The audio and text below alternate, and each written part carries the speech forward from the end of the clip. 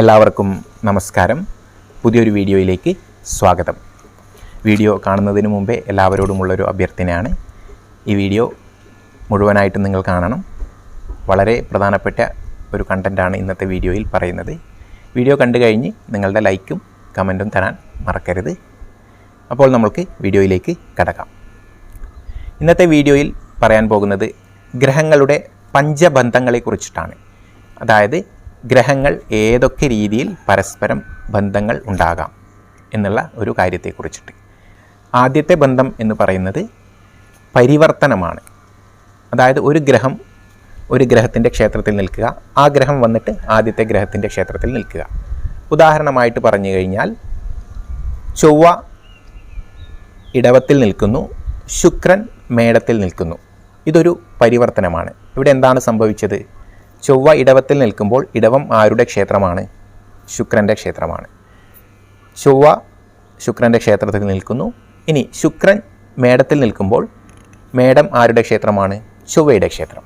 അപ്പോൾ ശുക്രൻ ചൊവ്വയുടെ ക്ഷേത്രത്തിൽ നിൽക്കുന്നു. ഇത് ഏറ്റവും ശക്തമായിട്ടുള്ള ഗ്രഹങ്ങൾ തമ്മിലുള്ള ഒരു ബന്ധമാണ്. ഏറ്റവും പ്രാധാന്യം കൊടുക്കേണ്ട ഒരു ബന്ധമായിട്ടാണ് നമ്മൾ ജ്യോതിഷത്തിൽ ഇതിനെ പറയുന്നത്. പരിവർത്തനം എന്നാണ് ഒറ്റ വാക്കിൽ നമ്മൾ പറയുക.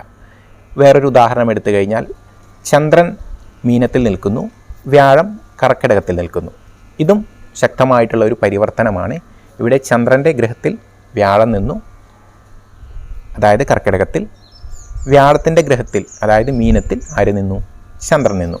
അപ്പോൾ ചന്ദ്രനും വ്യാഴവും തമ്മിൽ വളരെ ശക്തമായിട്ടുള്ള ഒരു ബന്ധം ഉണ്ടാകും.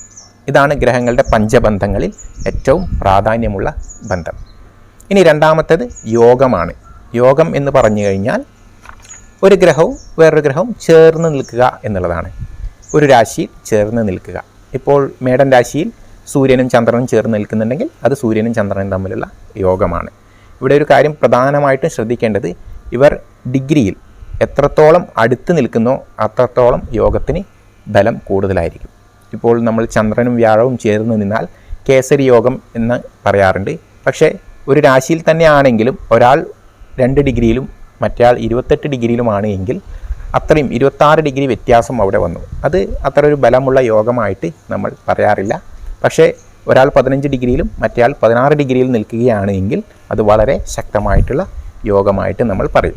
അപ്പോൾ രണ്ടാമത്തെ ഗ്രഹങ്ങളുടെ പഞ്ചബന്ധങ്ങളിൽ രണ്ടാമത്തെ ശക്തമായിട്ടുള്ളത് പരിവർത്തനം കഴിഞ്ഞാൽ അടുത്ത പ്രാധാന്യമുള്ളത് യോഗത്തിനാണ്. അപ്പോൾ യോഗം ഈ രീതിയിലാണ് വരുന്നത്. അത് എത്രത്തോളം അടുത്ത് നിൽക്കുന്നോ, ഒരേ രാശിയിൽ എത്രത്തോളം അടുത്ത് നിൽക്കുന്നോ അത്രത്തോളം അതിന് സ്ട്രെങ്ത് അല്ലെങ്കിൽ പവർ കൂടുതലുണ്ട് എന്ന് പറയും. ഇതൊക്കെ നമ്മൾ ഭാവിയിൽ വളരെ ഉപകാരപ്പെടും യോഗങ്ങളെക്കുറിച്ച് പഠിക്കുമ്പോൾ. അപ്പോൾ ഈ കാര്യങ്ങളൊക്കെ നമ്മൾ ഓർത്തിരിക്കേണ്ടത് ആവശ്യമാണ്. യോഗം കഴിഞ്ഞു കഴിഞ്ഞാൽ അടുത്തത് ദൃഷ്ടിക്കാണ് പ്രാധാന്യം. നമ്മൾ ഗ്രഹങ്ങളുടെ ദൃഷ്ടിയെക്കുറിച്ചും വിശേഷ ദൃഷ്ടിയെക്കുറിച്ചും ചില ഗ്രഹങ്ങൾക്കുള്ള വിശേഷ ദൃഷ്ടിയെക്കുറിച്ചൊക്കെ മുമ്പ് ഒരു എപ്പിസോഡിൽ പറഞ്ഞിട്ടുണ്ട്. അത് നിങ്ങൾ കണ്ടിട്ടില്ല എങ്കിൽ ഒന്ന് കണ്ടുവരിക. ഇവിടെ ദൃഷ്ടി എന്ന് ഉദ്ദേശിക്കുന്നത് ഒരു ഗ്രഹം മറ്റേ ഗ്രഹത്തിൻ്റെ മേൽ പതിപ്പിക്കുന്ന ഒരു ദൃഷ്ടിയാണ്. ഇപ്പോൾ വ്യാഴം മേടൻ രാശിയിൽ നിൽക്കുന്നു, ശുക്രൻ തുലാം രാശിയിൽ നിൽക്കുന്നുവെങ്കിൽ വ്യാഴം ആരെ ദൃഷ്ടി ചെയ്യുന്നുണ്ട്? ശുക്രനെ ദൃഷ്ടി ചെയ്യുന്നുണ്ട്. ശുക്രൻ തിരിച്ചും ആരെ ദൃഷ്ടി ചെയ്യുന്നുണ്ട്? വ്യാഴത്തെ ദൃഷ്ടി ചെയ്യുന്നുണ്ട്. ഇങ്ങനെ വന്നാൽ പരസ്പര ദൃഷ്ടിയായിട്ടാണ് പറയാറ്. പരസ്പര ദൃഷ്ടി എന്ന് പറഞ്ഞാൽ അങ്ങോട്ടും ഇങ്ങോട്ടും നോക്കുക എന്നുള്ള അർത്ഥത്തിൽ. ചില കേസുകളിൽ വിശേഷ ദൃഷ്ടിയുള്ള ഗ്രഹങ്ങൾ ഒരാളെ മാത്രം നോക്കുന്ന സന്ദർഭങ്ങളും വരാറുണ്ട്. ഉദാഹരണത്തിന് ധനുവിൽ ചൊവ്വ നിൽക്കുന്നു, മേടത്തിൽ വ്യാഴം നിൽക്കുന്നു എന്ന് കരുതുക. ഇവിടെ വ്യാഴം ചൊവ്വയെ നോക്കുന്നുണ്ട്, പക്ഷേ ചൊവ്വയ്ക്ക് തിരിച്ച് എവിടെ ദൃഷ്ടിയില്ല? വ്യാഴത്തിൻ്റെ മേൽ ദൃഷ്ടിയില്ല. ഈ രീതിയിൽ നമ്മൾ മനസ്സിലാക്കണം. ചില സന്ദർഭങ്ങളിൽ അത് പരസ്പര ദൃഷ്ടിയായിരിക്കും. അങ്ങനെയാണെങ്കിൽ അതിന് പ്രാധാന്യം കൂടുതലുണ്ട്. അല്ലാത്ത ചില കേസുകളിൽ ചിലപ്പോൾ ഒരു ഗ്രഹം മറ്റൊരു ഗ്രഹത്തെ ദൃഷ്ടി ചെയ്യുന്നു എന്ന് മാത്രമേ നമ്മൾക്ക് പറയാൻ പറ്റൂ. ഇതും ഒരു ബന്ധം തന്നെയാണ്. പരിവർത്തനം യോഗം കഴിഞ്ഞാൽ പിന്നെ പ്രാധാന്യമുള്ളത് ദൃഷ്ടിക്കാണ്. ഇനി ദൃഷ്ടി കഴിഞ്ഞാൽ അടുത്തത് പരസ്പര കേന്ദ്രങ്ങളിൽ നിൽക്കുക എന്നുള്ളതിനാണ് പ്രാധാന്യം. അതായത് കേന്ദ്രത്തെക്കുറിച്ചും ത്രികോണത്തെക്കുറിച്ചൊക്കെ നമ്മൾ കഴിഞ്ഞ വീഡിയോയിൽ പഠിച്ചിരുന്നു. ഒരു ഗ്രഹത്തിൻ്റെ കേന്ദ്രത്തിൽ മറ്റൊരു ഗ്രഹം നിന്നാൽ അതും ഒരു ബന്ധമായിട്ട് നമ്മളിവിടെ പരിഗണിക്കും. അതുപോലെ തന്നെ ത്രികോണം, അവസാനമായിട്ടുള്ള ത്രികോണത്തിൽ നിൽക്കുന്നതിനെ ആണ് പറയുന്നത്. ഒരു ഗ്രഹത്തിൻ്റെ ത്രികോണത്തിൽ മറ്റൊരു ഗ്രഹം നിന്ന് കഴിഞ്ഞാൽ അതും ഒരു ബന്ധം തന്നെയാണ്, പരസ്പര ത്രികോണത്തിൽ നിൽക്കുക എന്നുള്ളത്. ഇവിടെ ഇപ്പോൾ പറഞ്ഞ 5 ബന്ധങ്ങളിൽ ആദ്യത്തേത് പരിവർത്തനം, രണ്ടാമത്തേത് യോഗം, മൂന്നാമത്തേത് ദൃഷ്ടി, നാലാമത്തേത് പരസ്പര കേന്ദ്രത്തിൽ നിൽക്കുക, അഞ്ചാമത്തേത് പരസ്പരം ത്രികോണത്തിൽ നിൽക്കുക. ഇതാണ് ഗ്രഹങ്ങളുടെ പഞ്ചബന്ധങ്ങളായിട്ട് പറയുന്നത്. ഇവിടെ 5 ബന്ധങ്ങളെക്കുറിച്ച് നമ്മൾ പറഞ്ഞു. എങ്കിലും ഒരു ചെറിയ കാര്യം ഇതിനോട് ചേർന്ന് പറയുകയാണ്.